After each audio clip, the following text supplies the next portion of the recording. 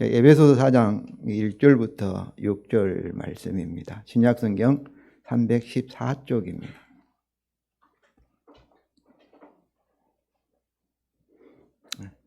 교독하시겠습니다. 제가 먼저 읽겠습니다. 그러므로 주 안에서 갇힌 내가 너희를 권하노니 너희가 부르심을 받은 일에 합당하게 행하여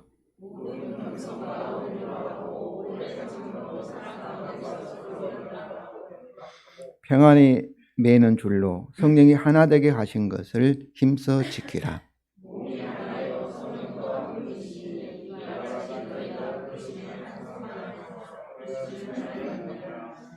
주도 한 분이시요 믿음도 하나요 세례도 하나요 한 분이시니 곧 만유의 아버지시라. 만유에 계시고 만유를 동일하시고 만유 가운데 계시도다. 아멘. 성도 여러분, 오늘은 우리 교회 창립 10주년입니다. 정확하게 말하면 우리 교회의 창립이 아니라 주님의 교회의 연장 또는 확대일 것입니다. 왜냐하면 주님의 교회는 오직 하나이기 때문입니다. 현재 우리는 주님의 그 하나인 교회를 작은 부분 영역에서 확대하고 있는 중입니다. 이 교회는 우리가 모이는 공동체뿐만 아니라 하나라 할 때는 구약의 아브람도 이 교회에 소속되어 있고, 그리고 미래의 요한계시록에서 새 예루살렘이 곧 이 교회입니다. 그렇기 때문에 주님의 교회라는 것은 그냥 우리가 모이는 이 교회도 의미하지만 크게 말하면 하나님이 창조하신 세계, 그 세계를 가리키는 그런 용어입니다. 성도 여러분, 오늘 본문을 통해서 교회에 여러 속성들이 있는데 거룩성은 곧 세상과 구별되는 주님에 속한 이 단체라 해서 거룩하다, 거룩성. 그리고 교회는 그 특수한 사람들로 모인 것이 아니라 모든 어른이나 아이나 뭐 흑인이나 백인이나 모든 사람이 교회에 올 수 있다 해서 보편성. 그리고 또 교회는 세상으로 부름을 받은 성도들 모임이지만 다시 세상에 보냄을 받았다 해서 이거를 사도성이라고 말합니다. 주님이 사도를 선택해 세상에 보냈으니까요. 사도성. 그리고 오늘 본문이 다루고 있는 통일성, 하나됨을 말하고 있는데 이게 교회의 속성, 교회의 본질이죠. 근데 그 중에 하나인 교회의 통일성, 하나됨을 오늘 본문을 통해서 다시 확인하며 이 진리의 근거에서 우리 자신이 누구이며 어떻게 생각하며 어떻게 살아야 할 것인가를 분명히 발견하기를 원합니다. 성도 여러분, 우리 사람은 기존에 보아왔고 또 생각해왔고 알아왔던 우리의 생각이나 그리고 우리의 삶의 방식이나 행동이나 습관을 이렇게 바꾸는 것은 정말로 어렵습니다. 많은 지식을 갖는다고 해서 바뀌는 것이 아니에요. 많은 지식을 갖는다면 우리 유치원부터 대학교까지 배우고 뭐 박사까지 해도 사람이 잘 변하지 않고 있지 않습니까? 제가 생각할 때는 가장 기본적인 참 진리를 깊이 생각하고 이것에 대한 깊은 깨달음이 있을 때 우리 생각이 바뀔 수 있고 세상을 보는 눈이나 그리고 자기 자신을 이해하는 참으로 관점이 바뀔 수가 있다는 것입니다. 그러므로 여러분 설교를 들 때 그 순간에 그냥 모르겠어요. 번개에 치는 것처럼 갑자기 바뀔 수도 있겠지만 그러나 하나님 말씀을 깊이 생각해보고 또 시간을 더 생각해보고 아 그렇구나 하고 우리의 마음 중심에서 참으로 이해가 되고 동의가 될 때 그때 우리 생각이 바뀔 수가 있습니다. 제가 이것을 강조하는 것은 이 깨달음, 그러면 진정으로 믿을 수가 있고 또 진실로 그 의미를 알고 말을 사용할 수가 있습니다. 우리 찬송가 38장에 예수님은 우리의 주시고 우리의 그의 종이라 이렇게 계속 찬송 부르지 않습니까? 그러나 그 의미를 정말로 알고 이 찬송을 부른다면 우리 인생은 달라질 수밖에 없어요. 그러나 우리는 사용하면서 그런가 보다 그렇다 이렇게 가볍게 생각하고 찬송을 부릅니다. 그런데 예수님이 우리의 주님이시고 우리는 그의 종이다 이 말씀이 성경의 요약입니다. 그 말씀이 복음의 핵심이에요. 복음의 진리예요. 우리 한국교회가 이 말씀을 바로 이해하지 못하기 때문에 열매가 나타나지 않고 있는 것입니다. 그래서 제가 원하는 것은 많은 어떤 성경 지식보다도 정말 성경이 말씀하고 있는 근본적인, 핵심적인 그 진리의 말씀, 이것을 우리 성도들이 생각하고 또 생각하고 그 의미를 깨달아서 실제로 진실로 믿을 때 어떠겠어요? 저는 하나님의 능력이 우리에게 나타날 수밖에 없다고 믿습니다. 그래서 우리 10주년을 맞이해서 우리 성도들이 성령을 통해서 하나님을 바로 알아가고 하나님의 능력이 강력하게 우리 성도들에게, 가정에게, 우리 교회에 흘러 넘치기를 진심으로 원하고 또 그럴 수 있다고 믿습니다. 우리 정지수님이 기도한 것처럼 이미 기도한 기도를 하나님께서 응답하신 줄로 믿습니다. 여러분 에베소 3장 마지막 부분에는 뭐라고 말씀하면 우리가 생각한 것이나 구한 것보다 더 능히 넘치도록 하실 하나님께 찬양하고 있지 않습니까? 진정으로 믿는다면. 근데 왜 못 믿는가? 알지 못하니까 못 믿어요. 믿는 것처럼 내가 착각하고 있지만 정말로 알고 깨닫고 믿을 때 성경 말씀이 우리에게 능력으로 그대로 이루어지는 것을 경험하게 될 것입니다. 오늘 본문이 들어있는 에베소는 두 부분으로 되어 있습니다. 첫째 부분은 1장부터 3장까지 예수 그리스도를 통한 구원과 그리고 하나된 교회를 세우시는 하나님의 신학적 내용, 다시 말하면 하나님의 복음에 대해서 우리에게 설명하고 있고, 둘째 부분은 이것의 근거에서 그러므로 우리가 어떻게 살아야 할 것인가를 윤리적인 권면으로 되어 있습니다. 그렇기 때문에 4장부터 6장에 있는 각 단락은 다 그러므로 이렇게 시작해요. 다만 4장 7절부터 16절을 1절부터 16절 한 단락으로 생각할 수도 있지만은 이게 나누어 보면은 여기만 그러므가 없고 다 그러므로, 그 말은 하나님의 신학적인 이 복음의 근거에서 기초에서 우리가 행동이 이루어질 수밖에 없다는 것을 말하고 있습니다.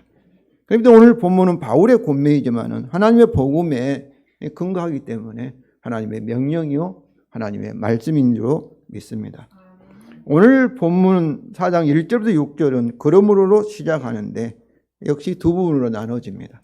첫째 부분은 1절부터 3절에 교회의 하나됨을 유지하라, 힘써 지키라는 구체적인 권면들이며, 이 둘째 부분 4절부터 6절은 그 하나 될 이유를 삼위일체 하나님의 구조의 근거에서 우리는 하나 될 수밖에 없다 하는 사실을 추가적으로 이렇게 실증하고 있습니다.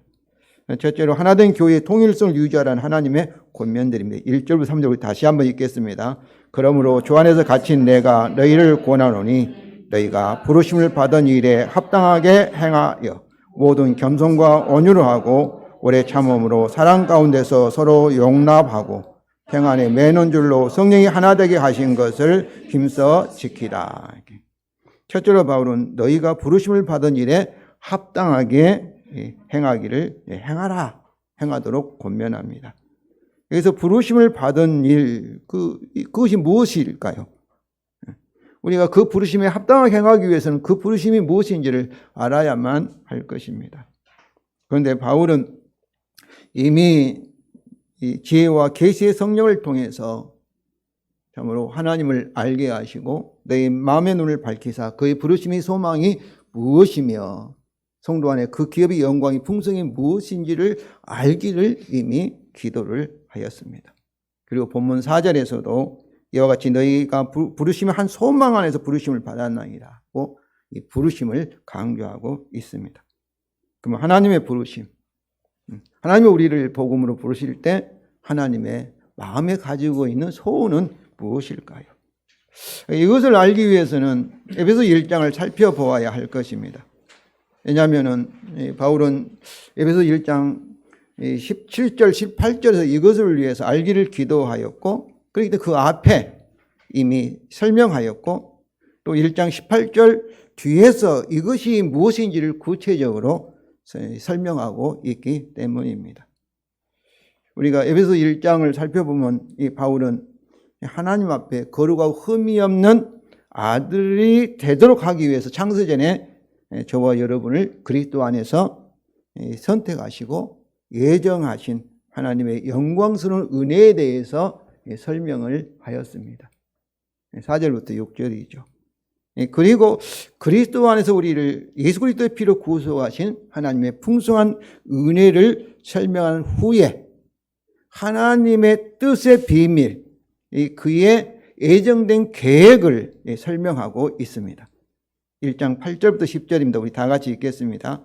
그가 모든 지혜와 총명을 우리에게 넘치게 하사 그의 뜻의 비밀을 우리에게 알리신 것이요 그의 기뻐하심을 따라 그리스도 안에서 때가 찬 경륜을 위하여 예정하신 것이니 하늘에 있는 것이나 땅에 있는 것이 다 그리스도 안에서 통일되게 하려 하심이라. 그러니까 이 말씀은 그의 뜻이 하나님의 뜻의 비밀, 다시 말하면 그리스도 안에서 예정하신 것, 그 하나님의 계획을 우리에게 알려주시는 그것이 뭐라는 거예요? 10절이에요. 하늘에 있는 것이나 땅에 있는 것이 다 그리스도 안에서 통일되게 하려 하심이라. 그러니까 그리스도 안에서 만물이 통일되게 하시는 것이 하나님의 뜻이고 창세전에 하나님이 예정하신 계획이다. 이런 말씀이에요. 그래서 바울은 그의 부르심의 소망이 곧 이것이죠. 그리스도 안에서 만물이 통일되는 것, 하나 되는 것. 이것이 무엇인지를 알도록 기도한 후에 또 이것에 대해서 설명하고 있습니다. 1장 20절부터 22절이에요. 우리 다 같이 읽겠습니다. 그의 능력이 그리스도 안에서 역사하사 죽은 자들 가운데서 다시 살리시고 하늘에서 자기의 오른편에 앉히사 그를 만물 위의 교회의 머리로 삼으셨느니라. 교회는 그의 몸이니 만물 안에서 만물을 충만케 하시니에 충만이니라. 여기서 20절부터 22절까지는 뭐예요?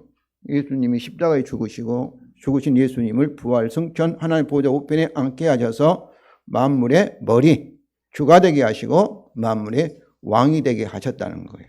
그러면서 22절과 23절은 뭐예요? 그 만물의 머리이신 예수님을 우리에게 교회에게 주셔서 그 예수님은 교회의 머리가 되시고 우리는 23절에 뭐예요? 그의 몸이 되었다. 몸이 되었다. 이 교회죠.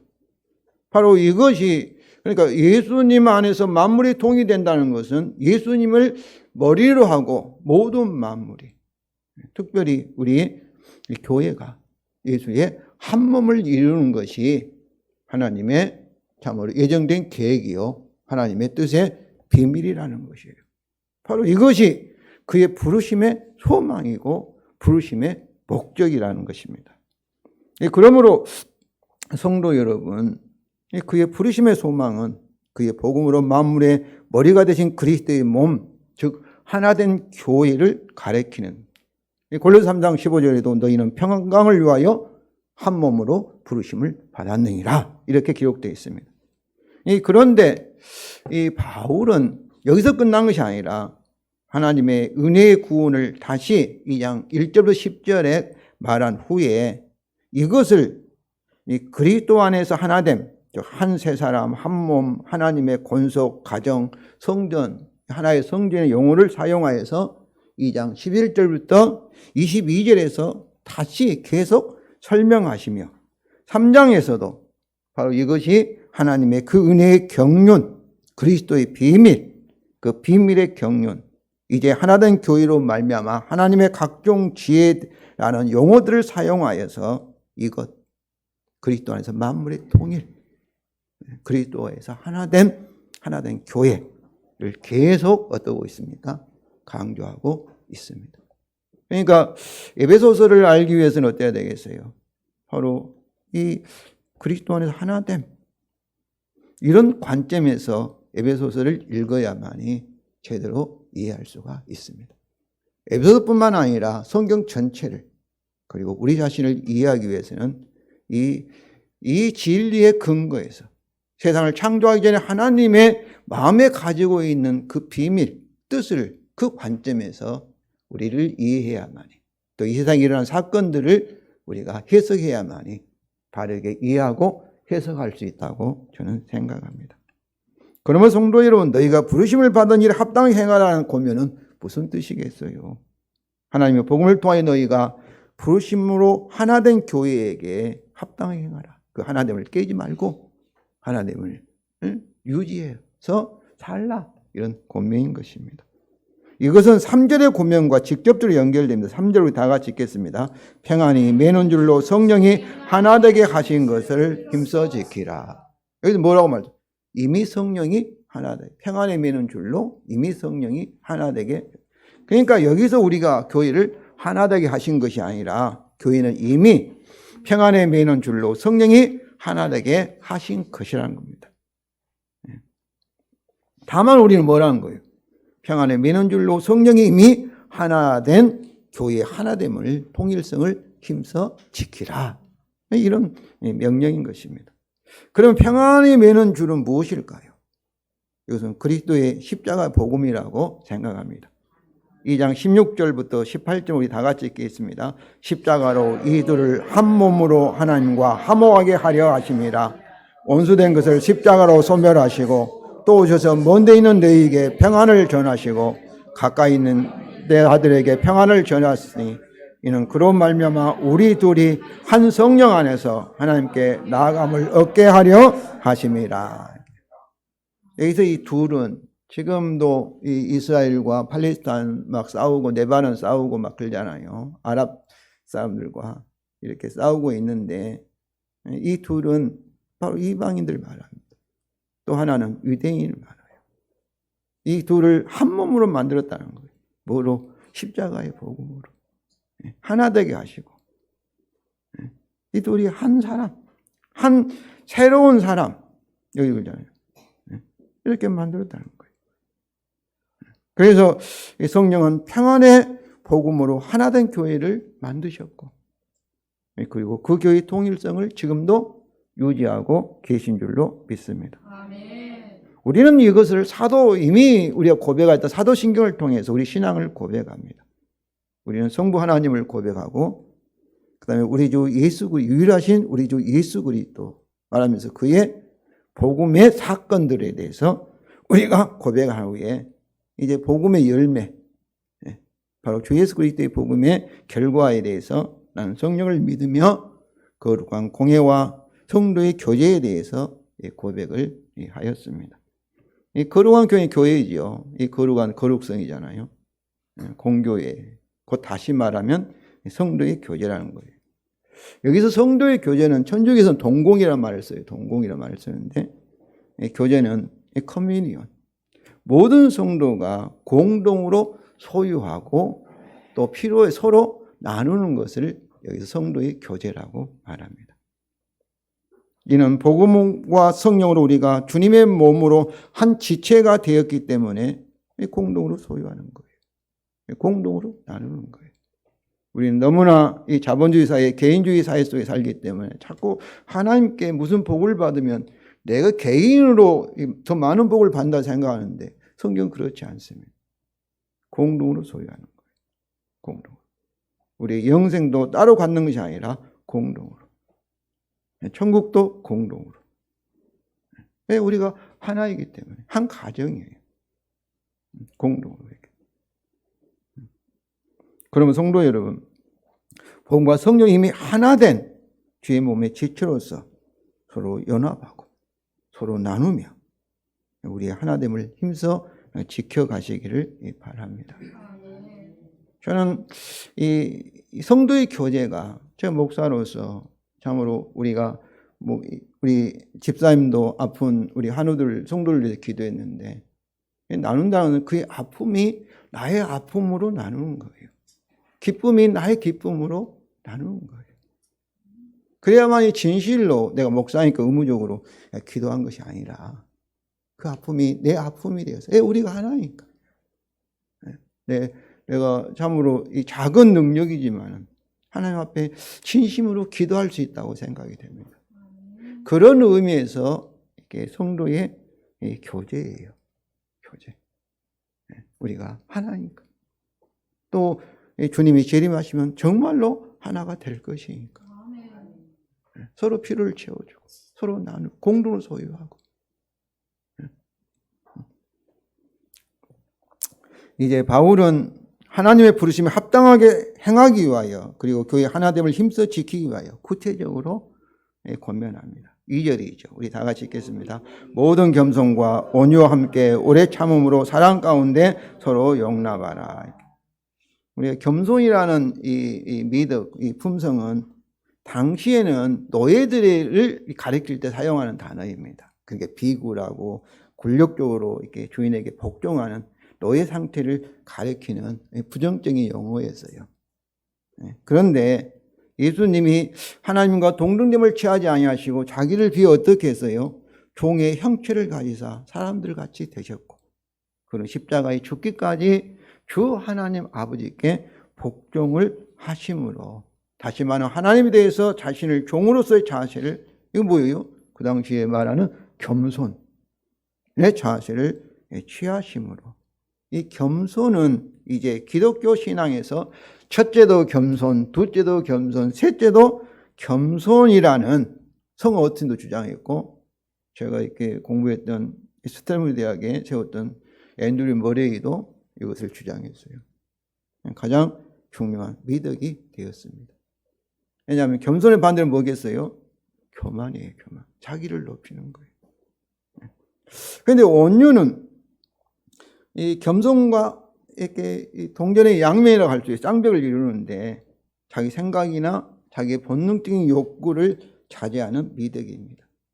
자신을 중요하게 생각하거나 공의를 주장하지 않고 모든 것을 주님의 주권에 두면서 자기를 절제하는 것이 온유예요. 그러므로 온유는 겸손과 쌍벽을 이루는 성품으로서 겸손이 없으면 다시 말하면 종이 자세를 취하지 않고는 온유할 수가 불가능하다는 겁니다. 마태복음 11장 29절이면 나는 온유하고 겸손하니 나의 멍에를 메고 내게 배우라. 예수님의 말씀입니다. 예수님은 온유하고 겸손한데 나의 멍에는 뭐겠어요? 예수님 같이 종의 멍에를 메는 거예요. 주님에 대해서, 주에 대해서 종의 멍에. 그럴 때만 어떤 거예요? 우리가 겸손할 수 있고 온유를 할 수 있다는 거예요. 오래 참음도 다른 사람에 의해서 해를 받았을 때 보복하지 않고 모든 것을 주께 맡기며 인내하는 미덕을 가리킵니다. 그리고 사랑 가운데 서로 용납하고는 오래 참음을 더욱 강조하고 확대한 품성입니다. 특히 이런 권면들은 1절에서 주 안에 갇힌 내가 라는 바울의 자기 이해와 관련이 있습니다. 사실 에베소서를 쓰던 당시에 바울은 로마의 감옥에 있었습니다. 그래서 3장 1절에 너 이방을 위하여 갇힌 자 된 나 바울이라고 소개하고 있습니다. 그래서 바울은 자신을 이방인들을 위해서 주 안에 감옥 안에 갇힌 죄수인데 그것을 감옥을 뭐로 비유했어요? 주 안에 갇힌 죄수라고 이해를 하였습니다. 자신이 옥에 갇힌 것은 주의 종 예수 그리스도의 죄수로서 메인자로서 이방인들을 섬기기 위해서 주의 뜻에 따라 된 것으로 이해를 한 것입니다. 저 같으면 이렇게 사도인데도 주를 위해서 열심히 일했는데 왜 내가 감옥에 있냐고 불평하고 원망했을 거예요. 저 같으면 그랬을 것 같아요. 우리 노선교사님은 그러지 않으실 것인데 저 같으면 화도 내고 막. 근데 바울은 어때요? 복음에 따라 자기 자신이 주의 죄수다. 주님이 인도한 대로. 모든 환경을 물어본 거예요. 주님을 위하고 이방인들을 위한 에서 존재한 자로 이해를 한 거예요. 이해한 거예요. 이와 같이 참으로 자기 자신의 이해가 우리의 삶에 엄청난 변화를 가져올 수 있다는 것을 아시기 바랍니다. 이것은 복음의 근간 바울의 자기 이해입니다. 고린도서 4장 5절입니다. 다 같이 읽겠습니다. 우리는 우리를 전파하는 것이 아니라 오직 그리스도 예수가 주대아 되신 것과 또 예수를 위하여 우리가 너희의 종된 것을 전파합니다. 바울은 자신을 위한 복음을 전한 것이 아니에요. 우리가 주가 된 어떤 진리를 학문을 가르친 것이 아니에요.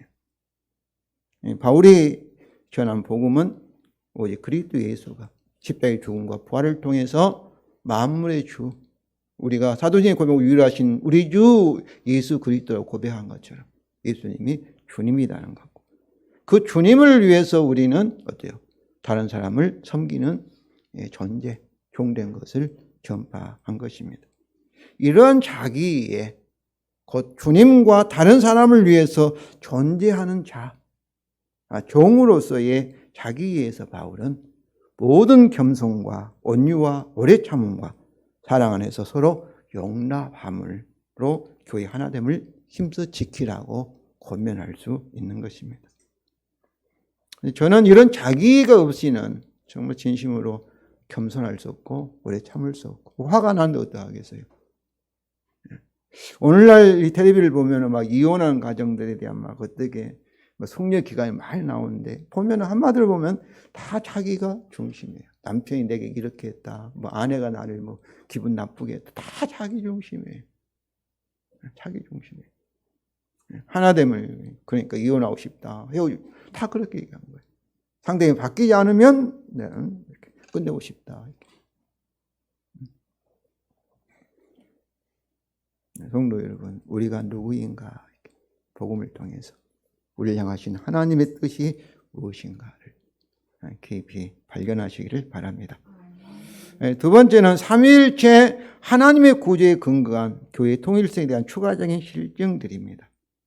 그러니까 이런 권면들이 추가하여서 왜 우리가 하나 되어야 하는가, 꼭 교회만 아니라 가정에서나 사회에서도 왜 우리가 참으로 하나 되어야 하는 그 이유들을 바울은 하나님의 삼위일체의 신관에서, 구조에서 우리에게 제시하고 있습니다. 그것의 첫 번째 실증은 성령님이 중심인 4절입니다. 우리 다 같이 읽겠습니다. 몸이 하나요 성령도 한 분이시니 이와 같이 너희가 부르심의 한 소망 안에서 부르심을 받았느니라. 여기서 몸은 누구의 몸이겠어요? 그리스도의 몸이죠. 주님의 몸이죠. 그래서 하나의 몸이라는 이방인과 유대인으로 구성된 그리스도의 몸인 하나된 교회를 가리킵니다. 그러므로 한 몸인 교회는 어때야 되겠어요? 분열돼서는 안 되는 거죠. 특히 그 몸 안에 뭐가 계셔요? 한 분이신 성령님이 거하시기 때문에 더욱 그렇다는 것입니다. 왜냐하면 그 몸은 한 분이신 성령에 의해서 세워지고 또 유의되고 성장하기 때문입니다. 한 분이신 성령님은 나눠줄 수 없기 때문에 하나된 교회는 어때야 돼요? 더욱 분열돼서는 안 된다는 것입니다. 또한 교회 하나됨을 유지하여야 하는 이유는 우리가 어떻게 부르심을 받았어요? 하나님의 부르심의 한 소망, 똑같은 소망. 하나님이 나를 부를 때는 다른 뜻을 가지고 계신 것이 아니고, 또 우리 노목산을 부를 때는 또 다른 뜻을 가지고 계신 게 아니라 동일한 뜻. 그 동일한 뜻이 뭐예요? 하나 되신 것인 줄로 믿습니다. 그렇기 때문에 어때야 되겠어요? 참으로 우리는 교회 하나됨을 유지해야 된다는 것이죠. 이처럼 그리스도의 주권 안에서 만물이 하나 되게 하시는 것이 하나님의 뜻이고 예정된 계획이고, 그러면 이것이 뭐겠어요? 창조의 목적이요, 그의 구원, 그 복음의 목적이기 때문에 교회 하나됨은 반드시 유지돼야 한다는 것입니다. 두 번째 실증은 주 예수님이 중심인 5절입니다. 우리 다 같이 읽겠습니다. 주도 한 분이시요 믿음도 하나요 세례도 하나요. 여기서도 주도 한 분이시요는 초대교회의 신앙 고백이었습니다. 우리가 사도행전에 우리 유일하신 우리 주 예수 그리스도를 고백한 것처럼 오직 예수 그리스도가 그의 죽음과 부활을 통하여서 만유의 머리가 되심을 의미합니다. 교회가 한 분이신 주의 몸이기 때문에 어때야 되겠어요? 교회는 분열되어서는 안 되는 것이죠. 또 믿음도 하나여서 믿음의 내용은 오직 한 분이신 우리 주 예수 그리스도를 내용을 하고 있는 복음입니다. 그런데 그리스도의 복음에 다른 복음이 있어요, 없어요? 없기 때문에 믿음도 복음으로 동일한 복음, 하나에 대한 복음, 하나에 대한 그리스도에 대한 믿음이기 때문에 하나일 수밖에 없습니다. 이것은 그 복음을 하나의 믿음으로, 동일한 믿음으로 한 분이신 주의 몸이 된 하나인 교회는 어때야 되겠어요? 분열될 수가 안 된다는 것이죠. 세례도 하나에 의해서 세례는 그리스도의 몸에 연합한, 이 결혼식이에요. 결혼 예식이 세례와 같아요. 예적 표현이 물세례인데, 물세례는 무엇을, 한 분이신 그리스도의 소유가 되는, 그리스도에게 붙어지는, 접붙임을 당하는 성령 세례를 상징합니다. 갈라디아서 3장 27절 28절 우리 다 같이 읽겠습니다. 누구든지 그리스도와 합하기 위하여 세례를 받은 자는 그리스도로 옷 입었느니라. 너희는 유대인이나 헬라인이나 종이나 자유인이나 남자나 여자나 다 그리스도 예수 안에서 하나니라. 성도 여러분, 그리스도 합하기 위해서는 어때야 되겠어요? 우리가 죄이면 합할 수 없지요. 그래서 그리스도께서 십자가로 자기의 우리의 죄값을 다 지불하시고 깨끗하게 참으로 씻어서 세마포 옷을 주신 줄로 믿습니다. 그러니까 이제 죄인이 아니라 의인이기 때문에 의로운 그리스도와 우리가 결혼할 수가 있는 것입니다.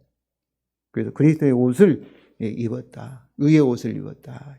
아직도 저도 목사지만 의인이지만 동시에 아직도 죄를 짓습니다. 그러지만 항상 나를 이해할 때 뭐예요? 내가 죄인이다. 틀린 말은 아니죠. 그러나 그리스도의 피로 시술을 받은 나는 의인이다. 그리스도의 의의 옷을 입고 있다. 이렇게 저는 믿습니다. 이와 같이 한 분이신 그리스도와 연합하게 하신 세례는 하나이기 때문에 주의 몸인 교회의 하나됨은 깨져서는 안 되고 반드시 유지되어야 한다는 것입니다. 세 번째 실증은 하나님의 중심인 6절입니다. 우리 다 같이 읽겠습니다. 하나님도 한 분이시니 곧 만유의 아버지시다. 만유에 계시고 만유를 통일하시고 만유 가운데 계시도다. 여기서 바울은 교회 하나됨의 마지막 실증으로 만유 가운데 계시는 한 분 하나님을 제시합니다. 그 궁극적으로 교회의 통일성은 한 하나님, 즉 만유의 아버지 안에 있다는 것입니다. 고린도전서 8장 6절입니다. 우리에게는 한 하나님 곧 아버지가 계시니 만물이 그에게 낳았고 우리도 그를 위하여 있다. 이렇게 말하고 있습니다. 만유의 아버지신 한 분 하나님은 어떠했어요? 그의 형상에 따라 따로 분리되어 살 많은 사람이나 많은 가족을 창조한 것이 아닙니다. 창세기 1장을 보시면 어때요? 한 사람 머리 아래 한 가족으로 살 남자와 여자를 창조하시고 1장 26절에 성부와 성자와 성령 하나님 우리가 우리 형상에 따라 어때요? 사람 한 사람을 창조하자고 계획하시고 27절에 하나님 형상에 따라 사람을 창조하시고 남자와 여자를 이렇게 구별하여서 창조를 하셨습니다. 그러므로 한 사람 머리 아래에서 한 가족으로 많은 사람들이 살도록, 그래서 한 사람 머리 아래에서 그들을 통하여 한 가족으로 생육하고 번성하여 땅에 충만하라, 땅을 정복하라, 다스리라, 만물을 참으로 지배하라고 이렇게 명령을 하신 것입니다. 이처럼 한 분 하나님이 만유의 아버지시기 때문에 만유는 어때요? 하나로 통일이 되어야 할 것입니다. 이것이 창세전에 그리스도 안에서 예정된 하나님의 뜻이요, 그 은혜의 경륜이요, 그의 복음의 비밀입니다. 그렇습니다. 이것이 창조의 질서예요.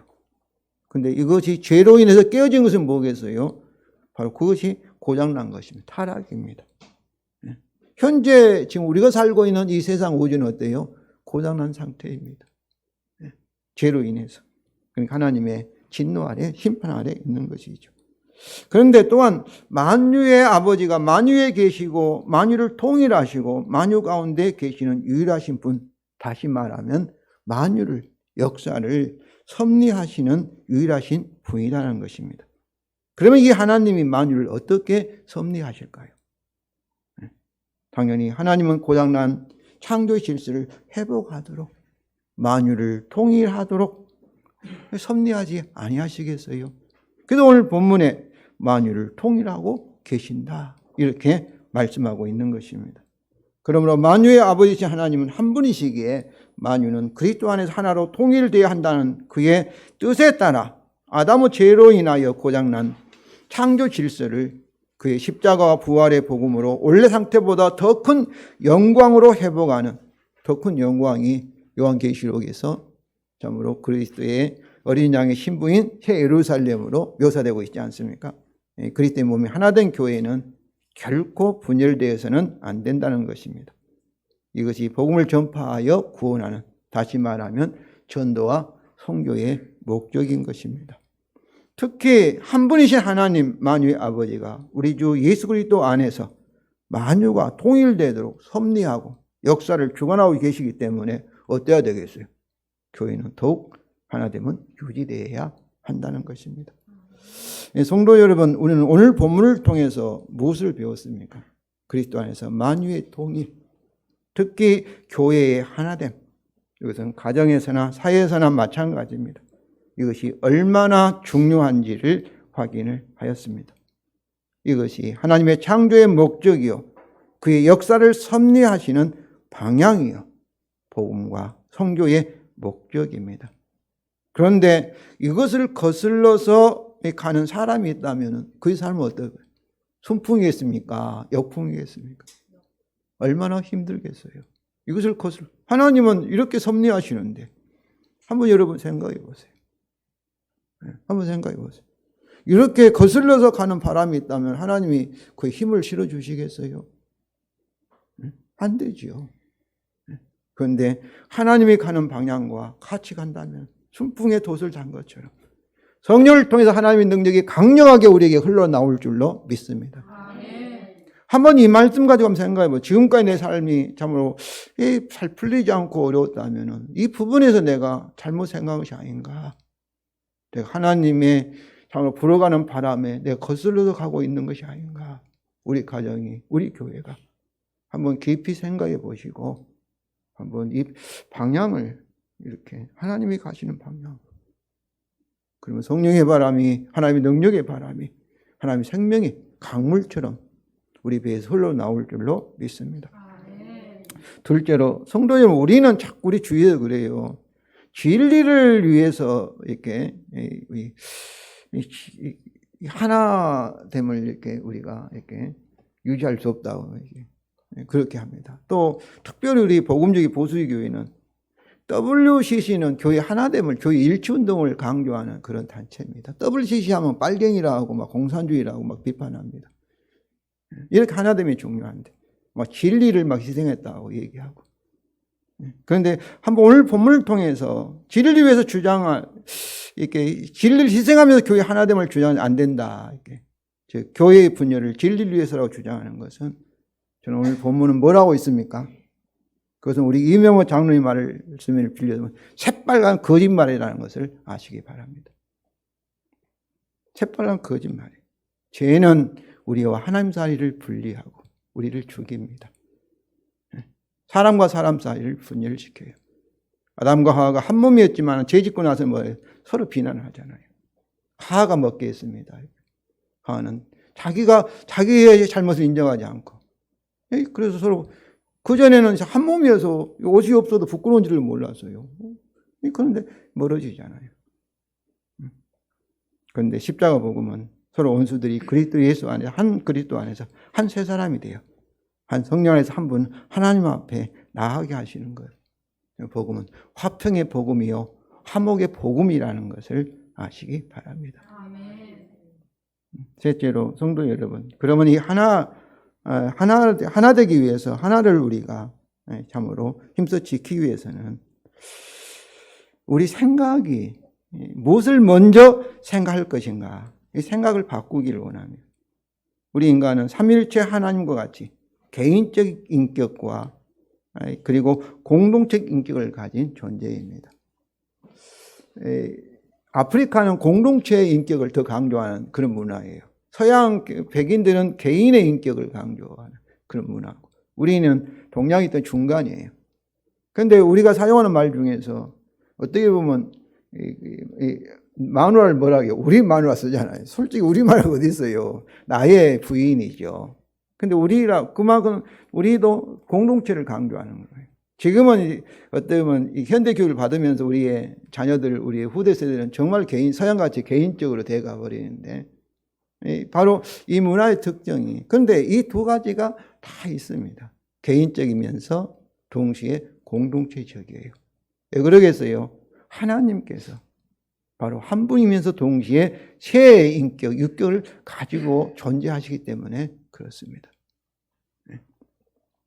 그런데 오늘 말씀에 따라서 이렇게 우리가 개인의 인격을 먼저 생각할 것인지, 개인의 권리를, 공동체의 인격을 먼저 생각할 것인지를 우리가 결정해야 된다고 생각합니다. 그러나 오늘 본문에 따라서, 말씀에 따라서 우리는 먼저 뭐예요? 이미 하나 되었다. 바로 하나됨이 하나님의 창조의 목적이고, 죄로 인해서 우리가 서로 분리되고 분열되었는데 이제 그리스도를 통해서 다시 하나되게 하시는 것이 복음의 목적이고 그리스도의 비밀이기 때문에, 우리 자신에 의해서 우리 개인의 인격이나 권리보다도 먼저 자신의 공동체 인격과 의무를 먼저 생각할 필요가 있다는 것입니다. 우리 몸에는 이렇게 손과 발이 있습니다. 지체들이 있습니다. 그런데 지체들이, 손과 발이 내 몸의 하나의 지체라는 것을 먼저 떼어져서 나는 손이다, 나는 발이다 하고 이것들이 모여가지고 한 몸을 이룬다, 이렇게 생각한다면은 손과 발에 참으로 이게 의미와 기능과 그 참으로 필요를 잘 이해하지 못할 것입니다. 손과 발은 뭐예요? 먼저 이미 하나인 몸이라는 것을 기초에서 손의 역할과 발의 역할을 이해할 때만이 바르게 이해할 수 있을 것입니다. 이와 같이 아직도 우리는 타락한 육신의 영향이 있기 때문에 우리는 우리 자신의 인격이나 또 권리를 먼저 생각하는 그런 경향이 있습니다.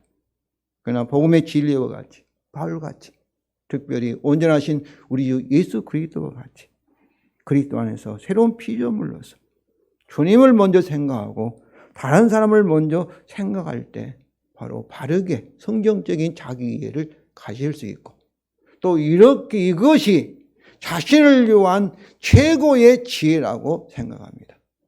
이렇게 살 때 우리 인생은 복된 인생이 되는 거예요. 그러나 자기만을 생각하고 이 주님과 다른 사람을 무시할 때 그건 고장난 인생이에요, 여러분. 그것은 지혜가 아니에요. 그것은 그 사람에게는 만족이나 행복이 있을 수가 없습니다. 그거는 마귀의 거짓말에 속임을 당하는 거예요.